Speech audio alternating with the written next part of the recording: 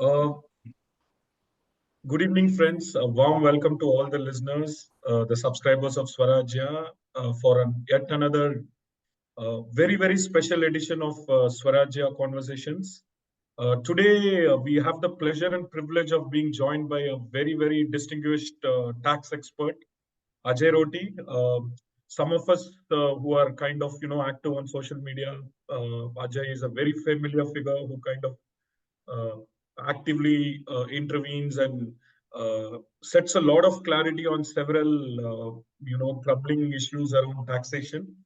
Ajay is the founder of Taxcompaas. He's worked with several organizations, including KPMG, Ernst and Young, with over 22 years of experience. Brings in tremendous practical knowledge and experience on complex taxation matters.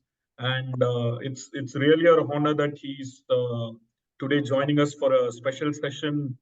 And as you might be aware, the context for this webinar is the recent union budget. We had a series of measures around the direct tax implication, which has been, dissected across the mainstream media, social media, with varying opinions.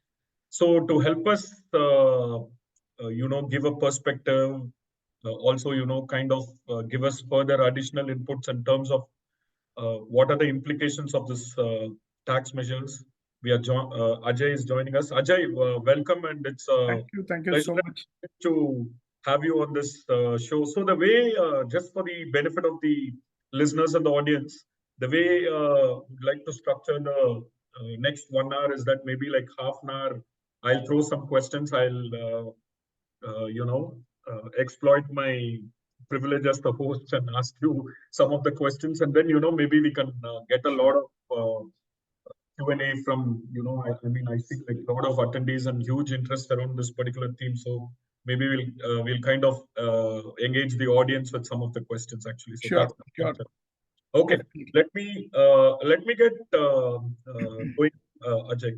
So from an overall taxation philosophy perspective, at least from the direct tax perspective, so you think this? What is the you think there is any coherent theme underlying the budget, or you I mean, is it like a intermediate step towards something that the finance minister and the bureaucrats at the finance ministry are eventually working towards?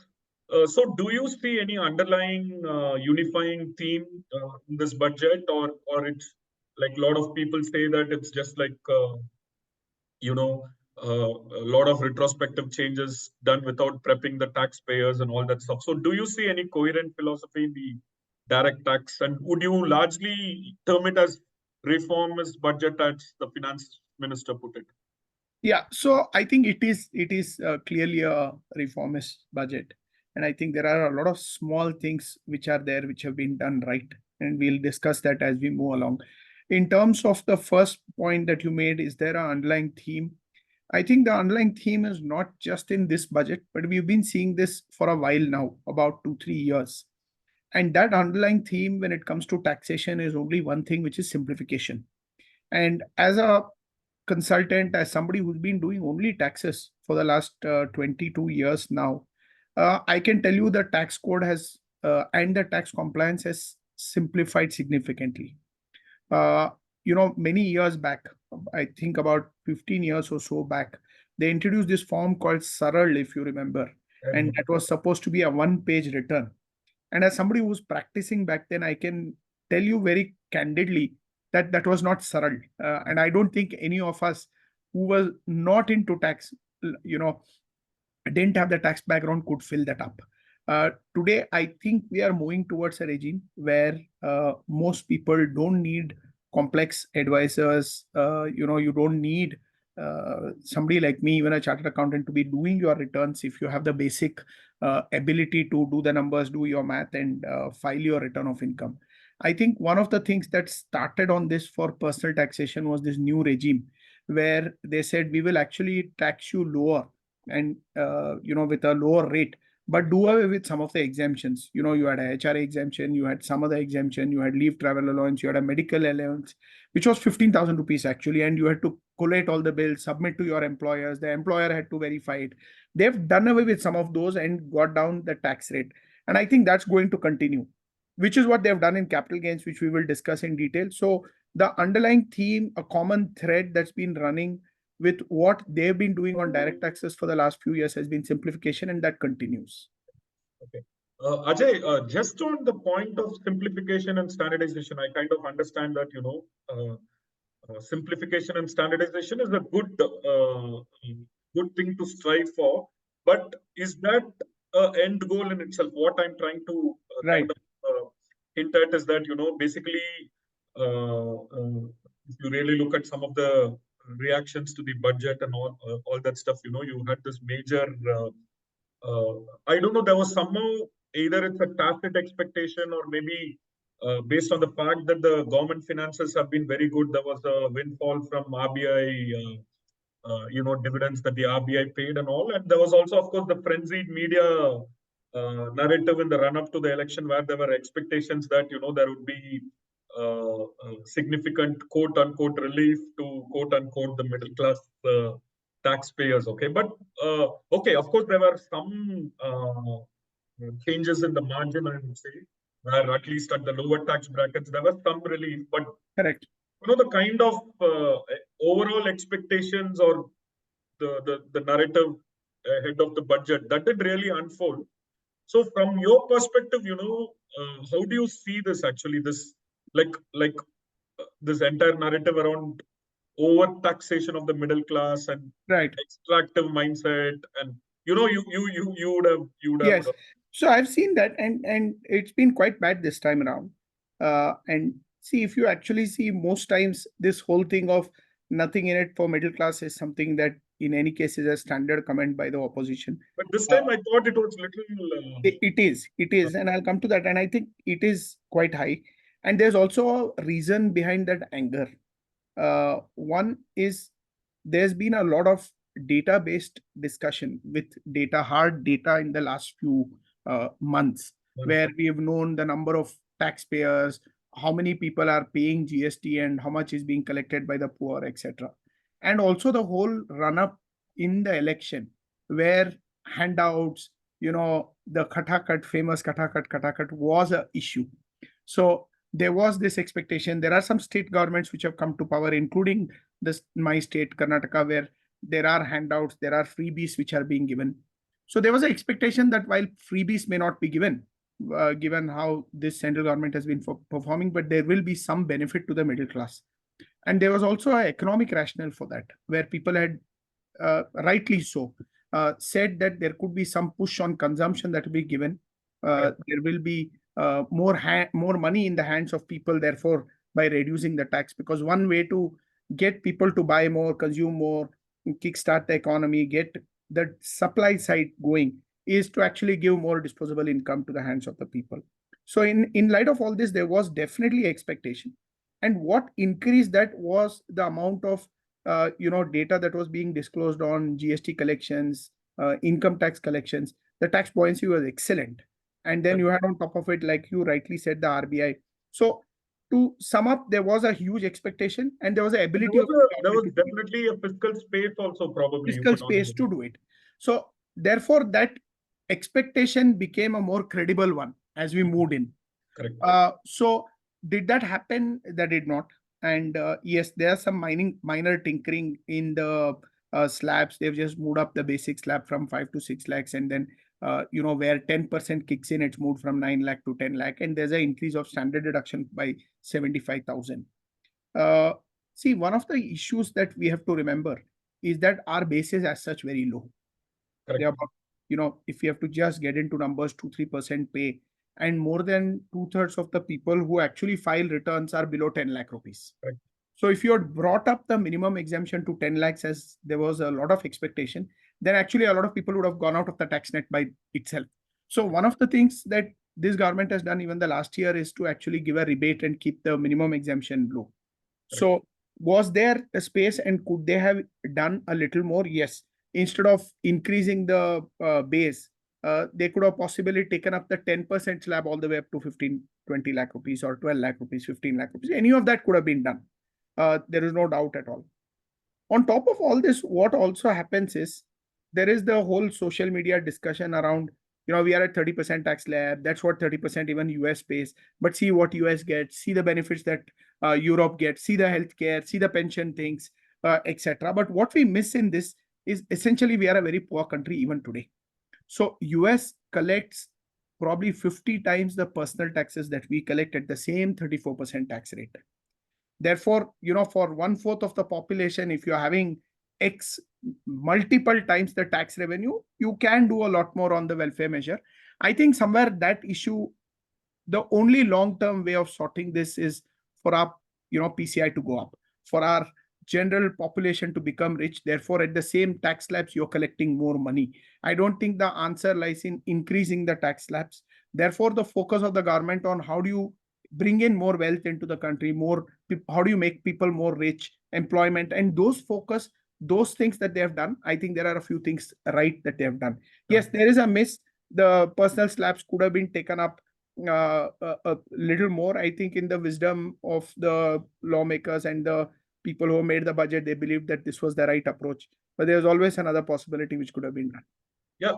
So, of course, uh, US would not strictly be a great comparison. Yes, it should not be. One angst is like, see, if you really look at the way in which the tax slabs are structured, like over 15 lakhs, you already reach 30 lakh.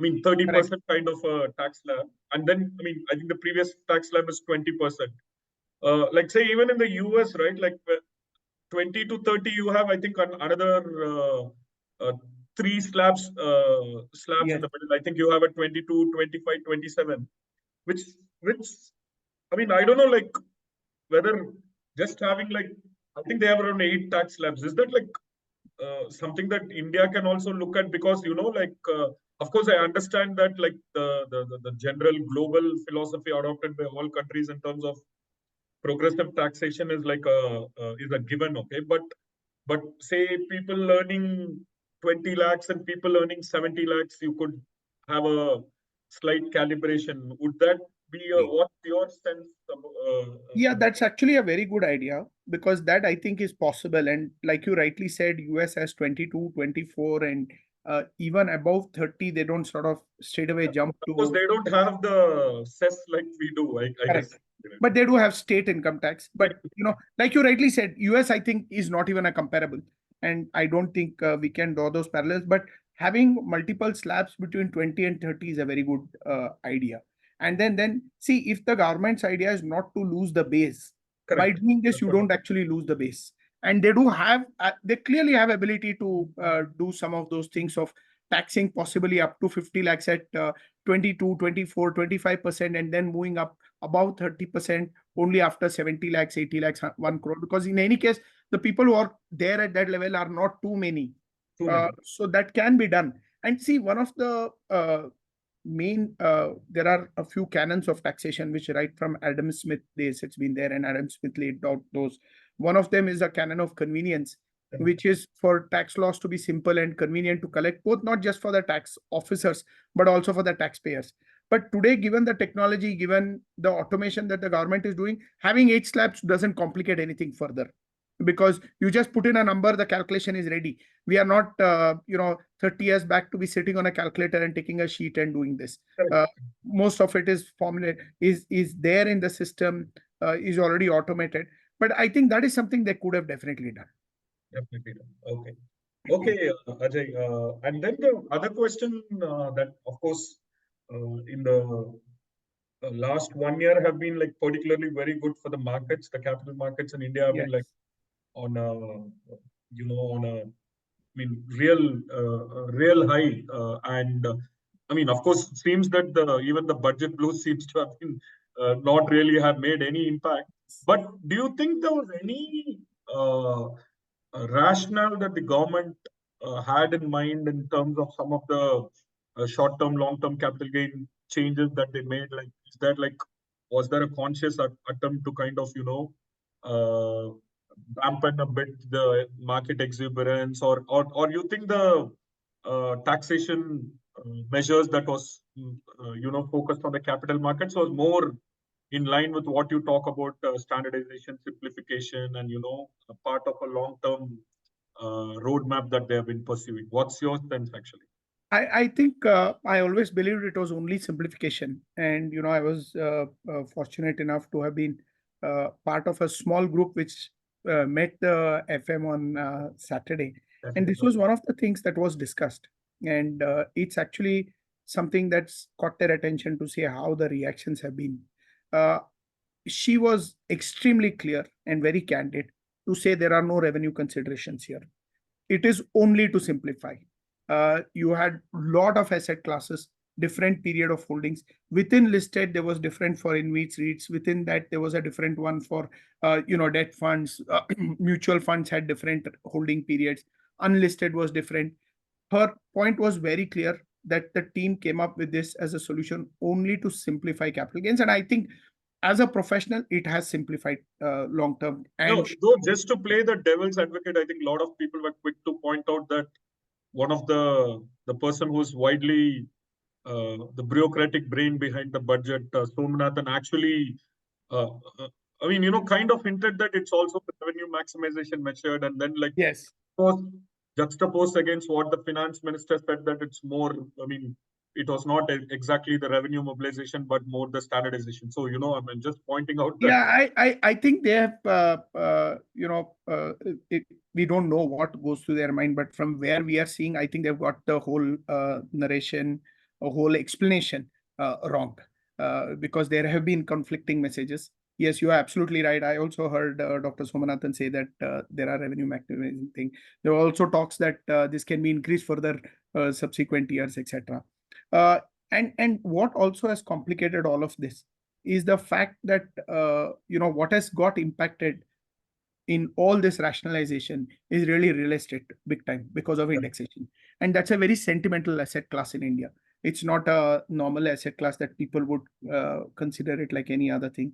For most of us who've seen our parents come through the middle class, we ourselves are middle class, we have grown up, it has always been an aspirational thing. The first thing that when you start working, you would want to do is get a house, and then the next thing you would want to is upgrade, etc. So if that asset class is impacted, it does leave a bad taste, and that is what has sort of caused the reaction that it has caused. I think, in terms of otherwise, whether it is to cut down the exuberance, I personally don't think it is, because I also tweeted about this a while back. I think if tax could influence behavior, we would not have had smokers now, because you've always been increasing tax rate on tobacco, on cigarettes. I think like probably one of the rare budgets where there was probably there was no increase on tobacco taxation. I think like I have a personal interest in following this space very closely. So So yeah, I don't think it was to influence behavior. I think if they want to cut down the exuberance, they will do it through SEBI and not use tools for by the finance ministry and to tinker with the taxes. And I don't think it's the right thing to do also, for the simple reason that capital is one of the things which is most reactive to taxation, because capital is mobile. It can move out quickly. So you increase taxation on capital gains because you want to cut down some speculative trading, as you believe that's happening. You may actually hit the real capital that needs to come into India, because people can move capital out very, very quickly. It's not like labor. It's not like investments that you do in land or factory, or you build a factory, you can't move and close down because the tax increased. You can't move your employment elsewhere because taxes increased, but you can really sell your shares and go and invest in another market very quickly. Absolutely. So I don't think they would have done for that. I think it's only simplification. I think they've got the messaging wrong. They could have done a lot better. Could they have continued indexation for some time? Definitely.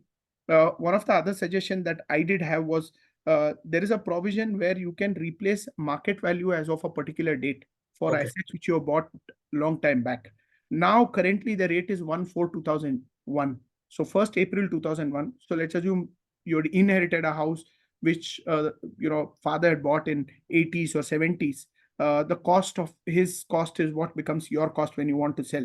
But you have an option to replace the market value as on 1st April 2001. One. So they can as well move that up further to 2012, 13, 14, whatever, so that it softens this blow.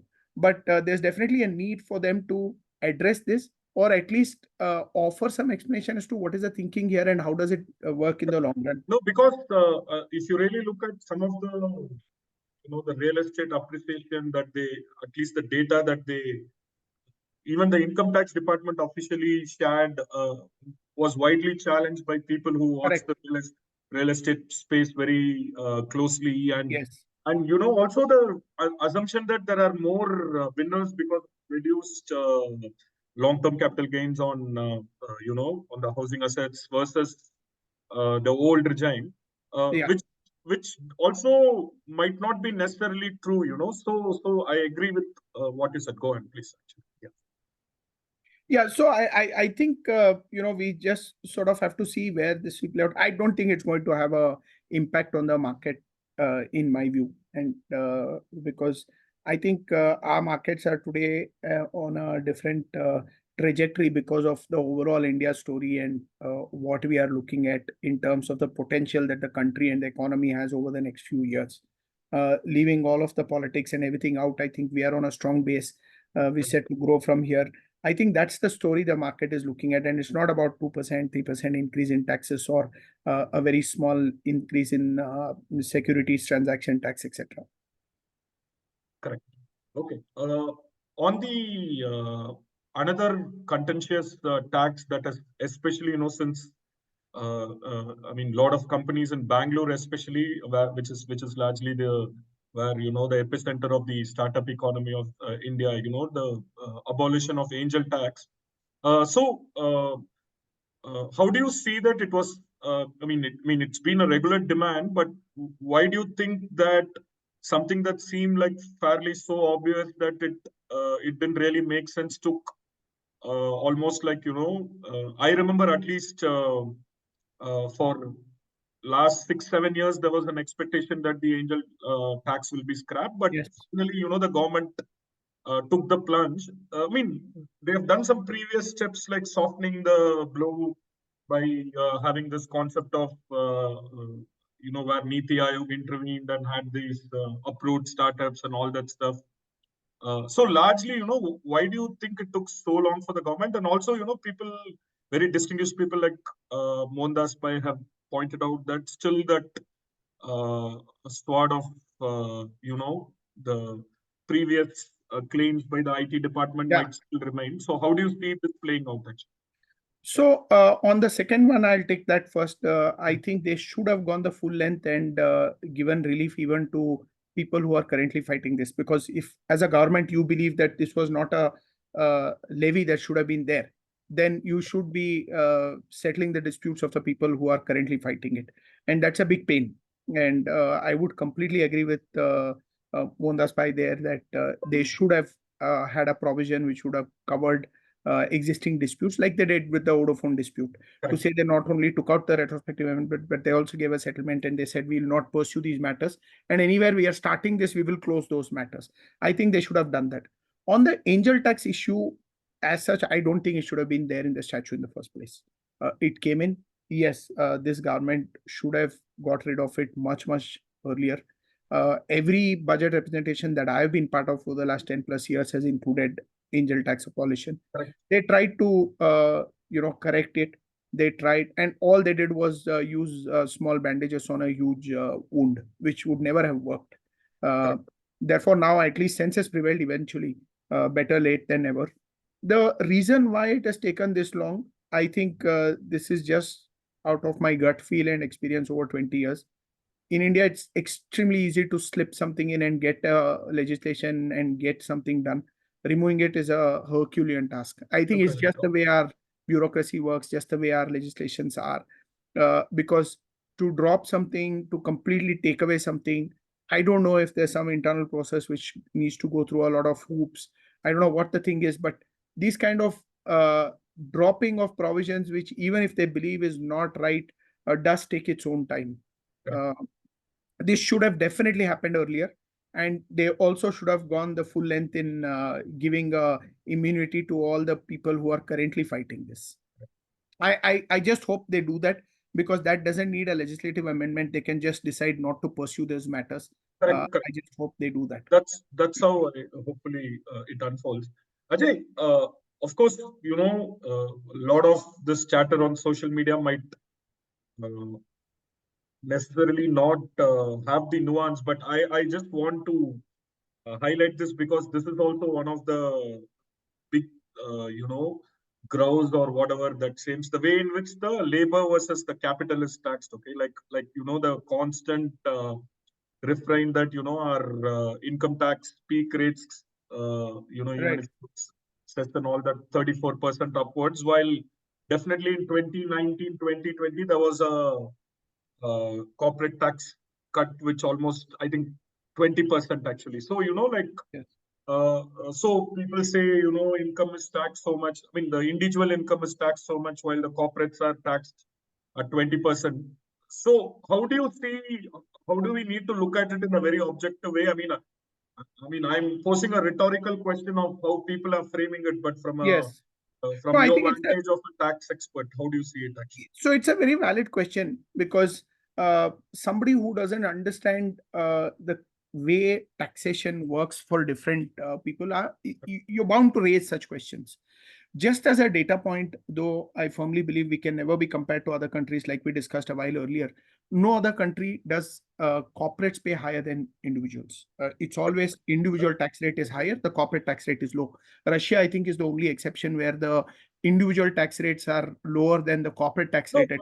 I mean, it's not a typical, you could say, a Yeah, democratic. not a, so Yeah. in most other countries, corporates are in the 20 mid 20s, and globally, the corporate tax rates have been on a downward trend for a few years now. I think the reason is very simple that there is employment generation, investments that private sector does, and therefore you would rather give them more capital for allocation and you tax them lower. And then once employment generation happens, then that's where the first point that we made, which is people start getting more income and then you start becoming a richer country and there's more collections, etc.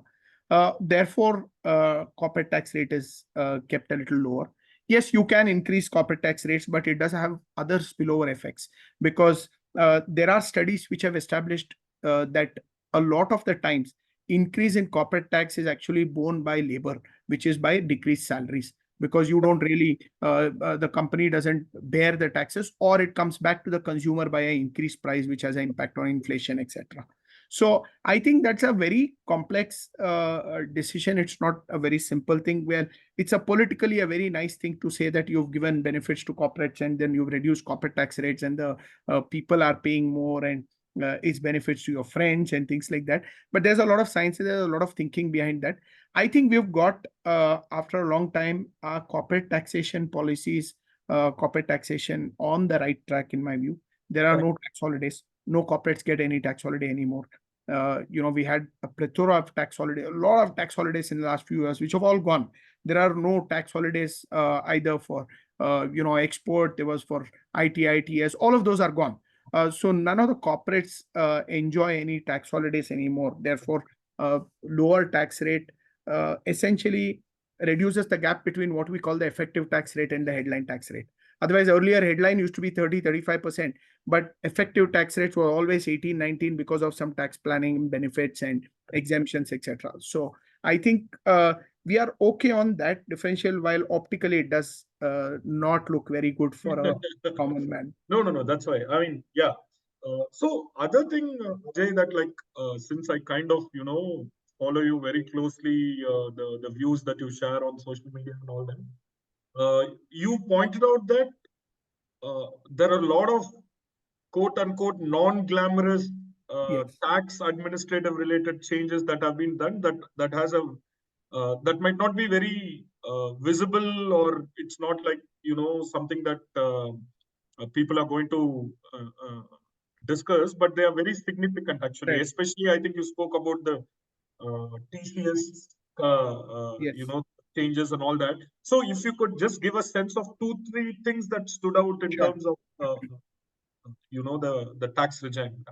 Sure. I think one is the whole TCS adjustment that's been permitted, and that just indicates that they are actually listening.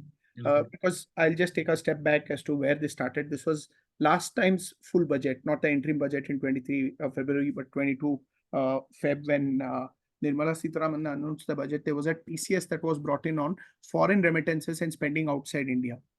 They just wanted to get data of what's being done, and they thought that money is getting wired outside and things like that. Now that TCS unfortunately impacted a lot of employees who were going on secondment, traveling outside, businessmen who were traveling outside, or salaried employees who were traveling on business and spending money outside and ended up with TCS. This budget, they've actually said whatever is the TCS credit that you get out of that can be adjusted against your salary TDS, and you can suffer a lower TDS, which really means you are getting back the TCS immediately without filing a return of income and things like that. This is a very small thing, but again, shows that they are wanting to make it simpler. They're not wanting to really trouble the taxpayers who are offering their income to tax, because the reason was to get data of people who are not filing or anything. So if you're a salaried employee, there's a TDS happening, you are anyway offering it to tax, so I'll give you the benefit and give this benefit upfront. The other thing that's there, again, for corporates, makes a difference, and it has a spillover effect for everybody, is really they brought in a dispute resolution scheme. Correct. Which is called Vivad Se Vishwas, as the name. I thought there was one in 2020 budget also. So this is this is the second one. So the 2020 budget had a limited window where you could opt and settle open disputes, and it closed. That window closed after about 9 months, and thereafter you couldn't use that. Was it successful? It was successful. So, you'll be amazed the number of disputes that open disputes that got closed, and that was 150,000 plus. Oh, okay. Huge pendency. So, all courts are clogged with tax dispute. The government is the largest litigator. If we even win something at the lower level, they appeal to the higher, and it goes on forever. They settled about 150,000 cases. The disputed tax that got settled and closed was 99,000 crores, and they collected about 56,000 crores as additional taxes. So they are starting that again for disputes which are open as on 31st Jan 2024. Dates are not notified, but then the scheme is very simple, that if you have a dispute which is open, you can pay up the disputed taxes before 31st December. You'll pay 100% tax, no interest, no penalty. If you pay after 31st December, you get an option to pay a little time is provided, but you need to pay 110% of your taxes. So a lot of the disputes, if they get settled, instead of taking 10 years, 15 years, the government also gets collections. The taxpayer just closes. There's no time spent on litigation, money spent on litigation. So you might as well go and pay the taxes. You are not having penalty interest. The government says that this will not be held against you. Therefore, because you settled an issue in this year, if the same issue is there in another year, they won't hold it against you to say this you have settled, therefore you need to be paying taxes. You can litigate that later if you want, if the numbers are big, etc. That's again another thing that sort of is a good thing that is hidden in the budget. The other one is there is a lot of provisions on withholding tax in India for domestic parties. They've actually changed that a bit. They've reduced the number of rates, so compliance reduces. There was a provision where government could go and reopen assessments, things which were closed, and you could do it for 10 years. And that was an issue for a lot of the large taxpayers, not just corporates, but even individuals who have had issues. They've gone back, you think things are settled, and somebody opens up a 8-year-old issue, 7-year-old issue. You don't have the documents, you don't have papers. Now they've reduced that time. They've reduced the time that you can't reopen for more than 5 years right now, unless there is a tax which is escaping, which is more than 50 lakhs. Otherwise, it's a 3-year period. So that does change quite a few things. That there was another tax that was applicable for corporates called the equalization levy. They have abolished that because they were not collecting too much. So no point having it on statute. They've again another reason that they have. That was the Google tax or whatever Google it was. tax. For e-commerce transactions. Yes. That was an 18 budget, right? And yes, correct. And they had expanded the scope again. There was a huge outcry, and then I think it kind of receded, and then now good to know that it's yes, that is gone. So the other thing that they have done, which is the most important last point, is the FM announced that they'll be taking a comprehensive relook at the whole income tax statute and doing a study to see if there can be a review of that and simplify further, make it better, etc. And I think it's high time, because the Income Tax Act that we have today is the 1961, Correct. and amended multiple times, become extremely complex. You can simplify it. We did try it twice, once in 2009 and once again thereafter in 12 or 13, Well, where two direct tax code, sort of revisions were proposed, draft bills were put up, etc. But those have gone off, and I think they are looking at a comprehensive revisit. I think today we are in a much better shape than in nine or 10 or whenever to revise, because as such, some of the simplification has already happened over the due course. So you have a so, much simpler Ajay, that revise. kind of brings up a question that, like, I mean, if there is a new uh, direct tax code that they are looking at, and one would assume that that would be a kind of a very sweeping set of reforms and changes. Yes. So let's say that the FM given a roadmap starting from next financial year, they might move towards it. Given that, why do you think there were a slew of direct tax changes, especially the budget is, we are almost already in July, and then obviously this budget is just for 6 months. So is it like setting up something for I mean, this budget is a precursor aligned to the larger objective, and in case, what are the signals that you're picking up actually from this budget that could kind of fit into the broad roadmap? I think one is what we started the conversation with, which is what has happened on capital gains, which is simplification. I think that's what they've done, and that sort of has set the base for whatever they would want to do in the new code, even for this. Also, the new regime and the old regime that's there for individuals. I think that's the way forward. I think that's where we will be going. And on administration, faceless assessment, technology, use of pre-filled return, etc., that's all started, will continue, and those are all the sort of the foundation that's been laid for this new regime, I would think. Oh, okay. And Ajay, anything that, like, say, in terms of the tax measures for business income, small businesses, and all that, that you kind of particularly found interesting in this budget or maybe useful?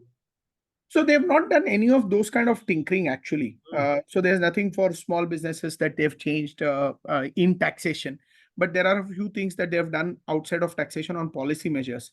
There's few measures announced for easing fundraising for MSMEs. There are some on, how banks will take security, etc., and those kind of things. But in taxes, they have not really touched any of that. To that extent, while it may appear like too many changes, the too many changes is really because of capital gains. Otherwise, we've seen finance bill run two times, three times this in terms of multiple changes. The number of sections touched are much, much more than what has happened this time. There are some changes that they have done which they could have possibly done without tinkering, but otherwise, I think most of the changes that are there this time are pretty decent, except for one or two. There's one more which impacts only corporates on buyback, which is Buybacks. I mean, I was just about to ask you that yeah, actually. What is the rationale behind it? And you think it was, I I couldn't think of. I think there's not even elegance in that yeah, amendment. I think there's no principles also, because you can't be taxing buyback receipts as dividends. They are essentially telling buyback receipts will be taxed as dividend. And to take a very simple example, if you bought a share at say 300 rupees, and the company after a few years today is buying it back at 1,000, and they're doing a buyback scheme. Earlier, that 1,000 minus 300 was taxed as capital gains. So when the company buys back, it's for you as a shareholder as good as you selling it to somebody else. But now they are wanting to tax that 1,000 in our example as dividend and give you a capital loss for 300. And you can't set off that capital loss against this 1,000 rupees. So you'll end up paying tax on this 1,000, and 300, whenever you get gain, you'll use that for a loss, which I don't think makes sense. There is no tax principle which is sound in that. So this is one of those amendments which just has to be there in a year where it just doesn't make sense to you. so that's and the other question that I wanted to ask you is that in terms of the budget numbers, actually. Right. One thing that you might have to give credit to the current government is that at least in the last 2, 3 budgets, they have strived to err on the side of conservative Yes. projections in terms of the overall budget, also in terms of the taxation, budgeted estimate. Completely agree. So this time you looked at, I mean, I'm sure you looked at the numbers very closely in Yeah. terms of taxes, So how realistic you think their projections are, and you I know, I personally think they'll continue to be conservative. conservative. I think we will be surprised on the upside on the collections, because I think they've factored in possibly a 13% or thereabouts growth, and I think it'll be much higher than that in my view. We've already seen that in the first 4 months that have gone by, and there will also be, like the Vivad Se Vishwas scheme that we thought of, and if that takes off, there'll be a few thousand crores that will come from there. I'm sure that will be a sizable number. So I think they have been conservative again. I don't think we'll be having any disappointments on the collection unless something terribly goes wrong with the economy or something happens in the US for there to be a cascading economic impact and things like that. But otherwise, I really don't see us having any surprises on the negative for 31st March 25 at least. If any, the numbers that they have considered on the revenue side is lower, definitely not higher. Yeah. Okay. Last question before we can get in some quick Q&A from the questions from the audience. From a communication perspective of the budget, like I mean, I wouldn't really say that except for the changes around the LTCG and of course the short-term capital gains. Largely, this budget didn't have anything radical to evoke the kind of reaction that it reacted. I mean, that it evoked. So, what do you think? Is there like something around the communication that it feel? What's your sense? And maybe you can give some perspective on it, because I was also personally, see, there's this usual wailing and middle class victimized kind of a mindset which cuts across all budgets, but this time it was little more pronounced. So is Yeah. there, I mean, I have asked this question earlier, but from a communication perspective from the government, you think something was amiss this time? Yes, there was, and also I don't think there were anything too big bang in terms of taxes in this, right? Right. So therefore, even if they were to communicate and even if they were to make a huge song and dance about it, there was nothing much actually that was there. The only thing that I possibly think which was very good that they have looked at is this whole employment guarantee schemes that they have announced, the three of them that are there. Maybe there they could have really highlighted that a lot more, because I think the detail, I mean, I it heard has Dr. to come out. Swaminathan subsequently expanding on it. Of course, I think the details are not out, but I would think that yeah, they were quite innovative actually. At least the Yeah, design they that's were very innovative there. I was actually worried when the speech was going on and she said there are some employment linked incentives that we are planning or whatever. I got worried if it was an income tax incentive because we've tried that in the past and it failed miserably. People have misused those tax regimes, etc. So they've not given a tax benefit, but they have done a DBT and they've used EPFO, etc., which is good. I think those are kind of very fits in with innovative their schemes. formalization agenda as well in terms of Correct. It brings into more into the formal. I think that was the only really positive thing which they could have highlighted. But otherwise, there's nothing too significant. See, also the high spend on infra that was there. If you see, it's actually the same number that was there in the February interim budget. Okay. Therefore, that also sort of has taken care of, was already in the news. We knew it. There was no increased spend there. So I don't think there was anything radically new, different, earth-shattering that was there for them to have actually taken it to the public at large, market, etc., to have drummed it up. I think they've set a good base for fiscally prudent, disciplined way for the coming March budget, which will be the first full year budget of this government, to see if we can announce if they will come up with something really big on infra spending, etc., that will be there. But otherwise, there was nothing in this budget for them to have actually made a huge noise. Though I think like from a infra spend perspective, I think the message that at least I heard coming from the top finance bureaucracy is that like the central government is kind of one maxed out on Correct. infra spend, and now either the states have to improve the quality towards heavy Correct. lifting. Plus, of course, the private participation as well, which has not really recovered from the fiascos that happened in the power sector, in road sector in early 2010, 2011 actually. So Correct. And also the other thing is, I think somewhere the whole way budgets have worked and are working has changed over the last few years. Because now, and this was true of their last term also.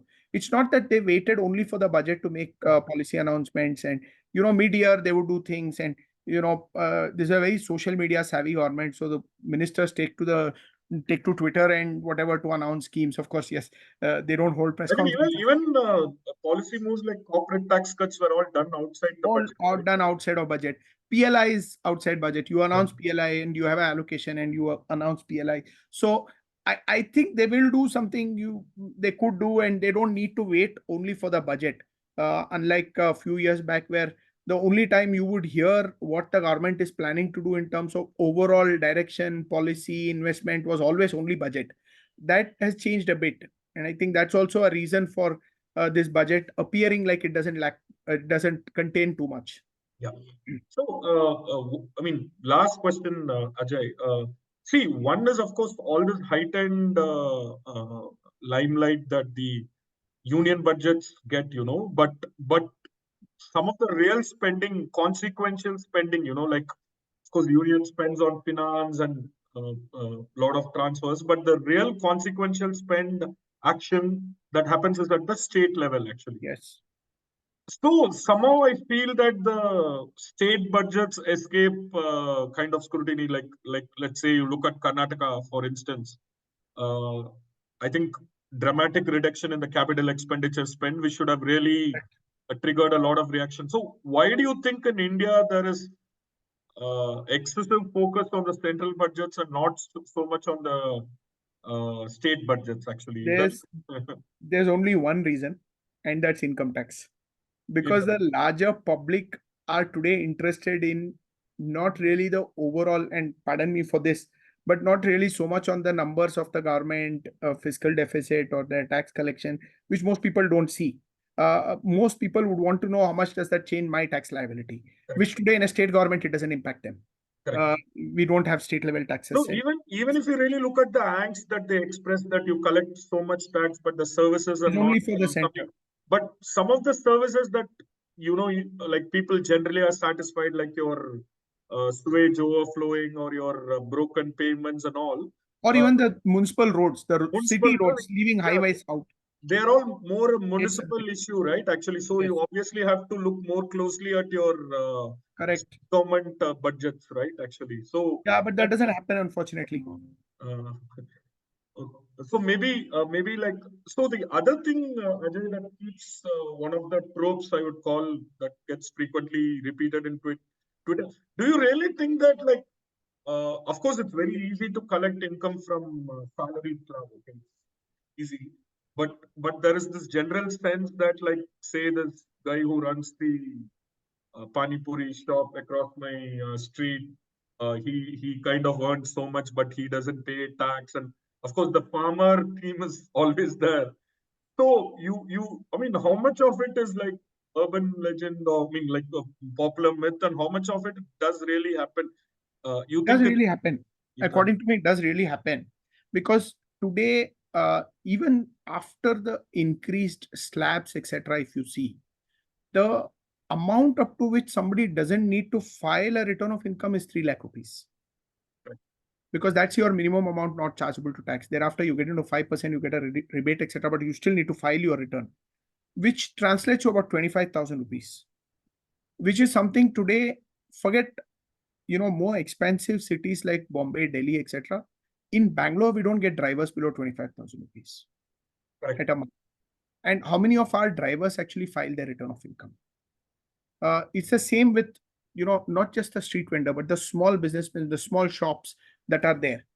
I think that is a gradual move.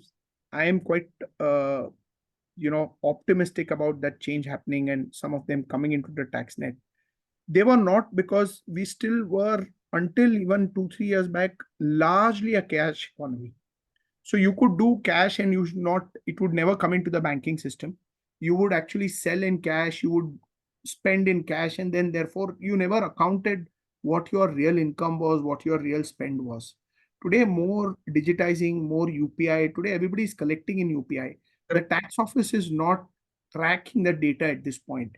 But we Okay. will eventually get to a point where that will get tracked with your GST registration or GST number or with your PAN, because today, as we speak, you cannot open a bank account without a PAN linkage, Correct. and you cannot have a PAN without a Aadhaar linkage. So as we move along, it will become even more difficult to hide money, hide transactions. I think once we get there, more comes into formal economy, which has happened a lot with GST coming. That's when you tie up income tax. That piece has not happened, and I think that will happen. Then our base is going to expand. Okay. Let me not be greedy and keep asking more questions, Ajay. You have like so much to offer. So there are some very interesting questions from the audience. So let me start asking. There is Ankur Tiwari who's asked that tax rates haven't kept pace with inflation. Also, the new tax regime remains a net tax increase not done to broaden tax base. Health insurance costs are high, especially for elder, effectively less disposable income. Do you really agree with this thoughts? Yeah, so Uh, I agree. I think whatever Ankur has laid out is really factually correct, and there's not much disagreement there. Yes, tax rates haven't kept pace with inflation. Our minimum amount not chargeable to tax has remained at 3 lakhs for a long time, and that should it change. But that sort of goes against the point that he's making on broadening the tax base, because we would then end up narrowing the tax base the moment you increase. I think, yes, we need to do more to broaden the tax base. That's the last point that we discussed, which is more getting people into more formal economies. Today, we are a lot more educated, more aware of these things. Even 10, 15 years back, it was very normal to say, if you ask me a bill, the rate is this much. If I don't give you a bill, it is so much. So we used to encourage, a lot of us used to be part of the taking formal economy out back into what is often called the black economy. I think that has stopped. Once that happens, then your broadening the base happens by itself. Then you can collect more without increasing tax rates, base, etc. Health yeah, insurance, yes, the GST on health insurance is a very sensitive topic. Should it be taxed at 18%, etc.? I also personally believe that's a high rate. But I think again here is a case where the government has failed miserably on educating the people. I don't think it's the government's decision. GST is no longer the remit of the FM or the central government for that matter. It has to come from the GST Council. I tweeted a few days back. This was a answer that the FM had given 2 years back in the Lok Sabha to say that the first time the recommendation of reducing health insurance was before the GST Council in 2019. Thereafter, in 2020, they have also discussed this during COVID time to say we should reduce this. But the GST Council has not recommended reduction of health insurance. Unfortunately, the GST Council, we've been, as a tradition, following a more unanimous basis of taking decisions. Very rarely have they put something to vote, because if you put something to vote, the union government does have weighted votes, which is higher, and they can push through, especially with the amount of BJP governments that are there currently and their NDA allies who are there. I don't think it'll be difficult to get through a vote and reduce that. But now I think that has come into the mainstream. There will be some decision, in my personal view, taken on that health insurance thing. Yes, health insurance and GST on top of it is exorbitantly high. And also globally, health insurance costs have gone up because of the claim ratio going up due to COVID, etc. So I think that also is one of the reasons it will find its base, but they can soften the blow by reducing GST on that. yeah. So there's a question from Ramasamy Venkatachalam, and it's also, since it's related to numbers, and also it's, how much is the extra revenue mop up that is expected from LTCG indexation changes on real estate sale? Because I did hear, I think Dr. Somnaran saying that it's almost like a revenue neutral kind of a change for which they're getting so much blowback. So, but what's your sense, Ajay, on this? I don't think it will be too significant, because I think yesterday or day before in one of the answers in the Lok Sabha, they had given a number of about 90,000 crores or thereabouts being the collection on long-term capital gains or capital gains in total. Because between personal taxes, we don't get the breakup and we won't know how much is because of residential long-term capital gains, etc., and things like that. But there are not too many people filing returns with long-term capital gains being in a few crores. So I don't think there is a huge revenue impact there, or there's a mop-up that is collected. On that, I would actually trust and believe the government's, the FM's version, that this is more for simplification and rationalization, not so much of revenue. I don't think they'll collect any significant revenue with an increase of 2.5% on long-term capital gains. See, the other thing, Prasanna, that we have to remember is equities long-term were not liable to capital gains. They brought in 2018. 18. It moved from 0 to 10. Correct. And this kind of outcry was not there at that point. Now we have a lot more market participants, etc. There's a lot of noise on social media. I don't think it's a big revenue garnering move that they've done, which pains even more, because if they are not anyway collecting revenue, why are they even troubling and doing as much as they are doing? Yeah. So It's a there's another interesting question, maybe influenced by probably a news report that came today morning. I think I also read. Direct tax collections are surging, no doubt, but there is also huge rise in tax defaults and tax related litigation as a result over the years. What is driving this troublesome upsurge, which some affected parties and other parties, I think Mr. Pai himself often uses the term called tax terrorism, actually. So I think I saw it in Economic Times or something. Yeah, it was there today. What's the paradox? How do you? I think it's only got to do with how our bureaucrats and our tax administration functions.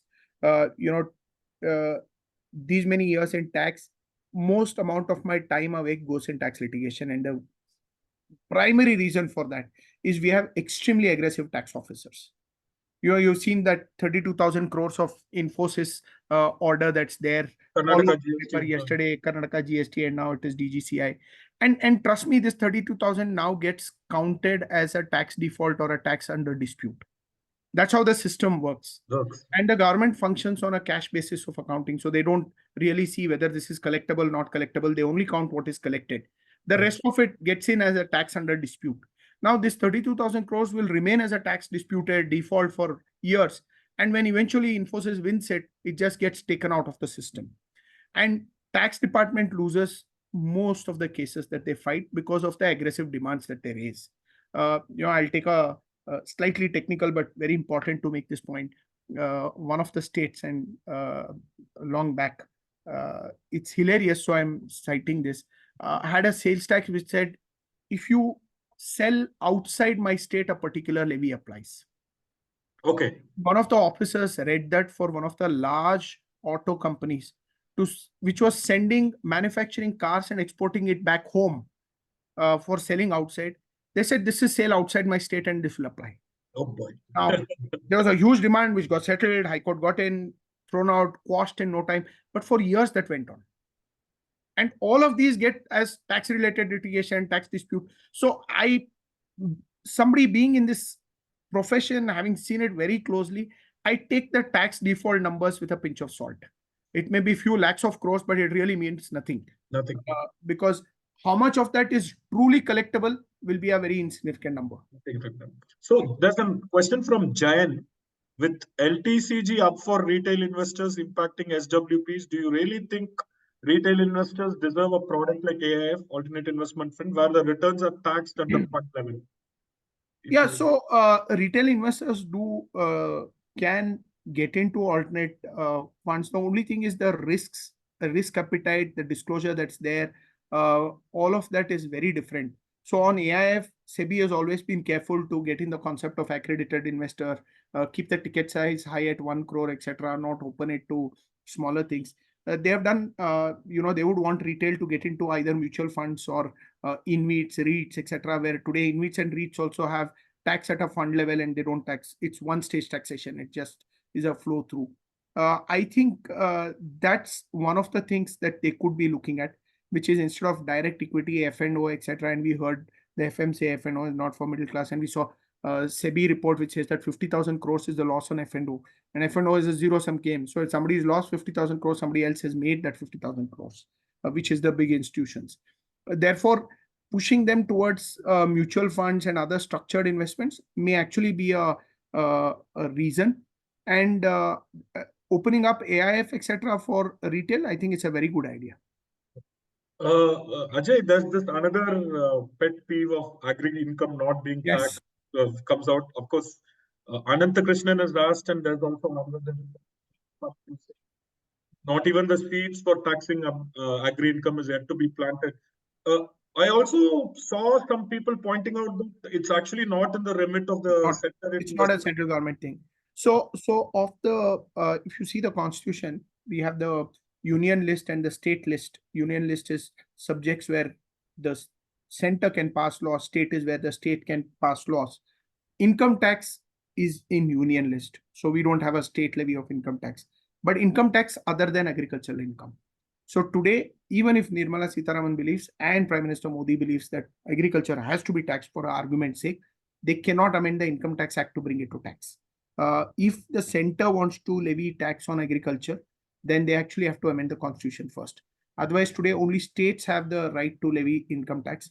Long back, some states tried, as surprising as it sounds, and people can Google, you'll find it. It's very interesting. Kerala tried it some time back, but it won't work. And it's really the states which have to tax agricultural income and not the center. You think anything might happen in this? I don't think so. I don't think so, because I think that's more of a political decision than an economic decision at any point. I don't think at this point, given the state of our agricultural economy, the income levels of our farmers, and how poor the farming sector is, I don't think any state government will also have the guts to even think of something like this at this point. I think we are where there is massive, large-scale fiscal transfers to the farmers happening, and then it doesn't Yes, sit for with sure. the trend of taxing Yes. the. Yeah, there's another question. I think it's little macroeconomics, but maybe you can take a quick shot at it. Should a country like India, which is still not even a middle-income country, be so hawkish on its fiscal deficit? I mean, that's actually a good question. In fact, in that discussion with the FM, we did ask that you really need to be so tight-fisted and look at 4.9% and a glide path to 4.5, etc. I think I did hear, and I don't know where we will be eventually. I think in a year or two, the stated objective of the government is to stop looking at fiscal deficit, but start looking at more tax to GDP ratio. yeah, I saw that. We may stop looking at fiscal deficit, but I completely agree. I don't think we today need to be so tied to the fiscal deficit plans that we have. We may not want to be we may not want to become like our neighbors, just losing money and not having anything, and be fiscally indisciplined. But to be very tight-fisted and stick to 4.9, maybe not the time. Maybe we could have loosened our purse a bit, spent a little more, and then not really stuck to that kind of a fiscal deficit targets. Okay, that's a very specific question, Ajay. Maybe I think somebody's personal situation. So I mean, maybe if you can take a quick shot at it. Sir, the shares of my wife got from a companies listed in a foreign country. What would be the tax rate on this? And when she sells it, what are the options to save this tax? Maybe at least part of it. Yeah. So this is one of the other avenues available for all of us. They've opened up this sector, and we can invest in listed shares outside. We can remit money and buy listed shares. So any shares of a listed company in a foreign company sold by an Indian resident is taxable in India. If there is any tax that's paid overseas also, it depends on the country. If it's US doesn't tax over non-residents for capital gains for listed shares that they sell. But if it is another country where they've paid tax there, they'll get credit for that. So if they've paid a 20% tax in the other country where they have sold the shares, but they need to pay long-term capital gains here, they will get a credit, and they may not need to pay any top-up tax here. But otherwise, it is liable to tax in India on long-term capital gains. Unfortunately, no options to save this tax. And if your wife, sir, is a resident of India, then she would have to pay tax whether she brings the money into India or not. Even if the money is kept outside, you will have to pay tax in India. At this point, no option to save tax. If you're a non-resident, your you are not ordinary resident, you're not in India always, there could be options to not bring it into India and not pay tax in India because it will not be taxable in India. But as a resident, you wouldn't have any other options. Last question, probably Ajay. I think it's a Yes. Friday night and we don't want to hold you. What happened? Of course, I mean, you're not, I mean, you or me are not representing government or probably know that thinking, but this is a question that has come. What happened to the government promise of free insurance for all above 70 years of age? Was there like any mention in the budget speech or No. was it? Not on this, Uh, not on this. But I think like the Ayushman Bharat, etc., they are planning something like this.